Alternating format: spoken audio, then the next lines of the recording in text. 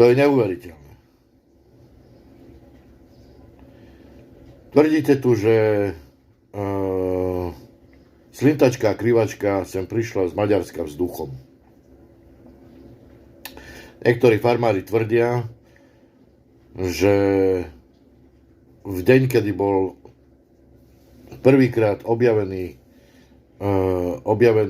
tento vírus na Slovensku, potvrdený, prúdenie vetra bolo už niekoľko dní zo severu na juh.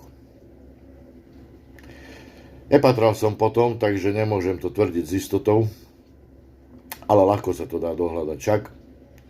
A farmári, ktorí dennodenne pracujú s počasím, pretože od toho závisí ich náplň každodennej práce, tak to sledujú oveľa viac ako vy v parlamente. Či si môžete ísť ráno zabehať, alebo či si môžete dať obed na terase, alebo budete zvonku, vnútri.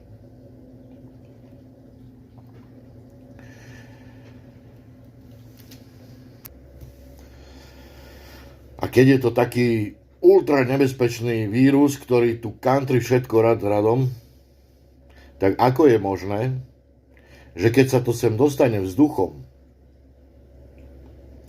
tak z 1000 kusového stáda napadne 2-3 kusy. To čo si myslíte, že my sme už úplne na hlavu padnutí všetci?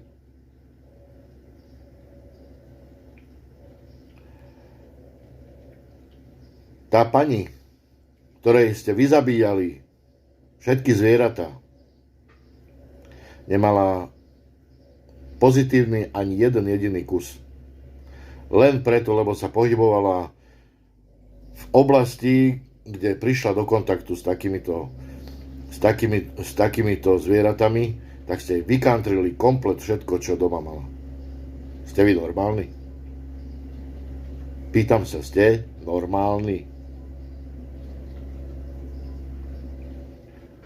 Tu sa idete hrať na nejakého urazeného, že tak poďte, dám vám mliečko alebo mäso z takéhoto chovu.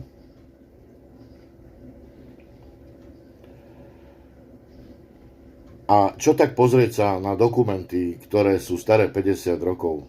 Čo vtedy boli hlúpši tí ľudia, tí farmári?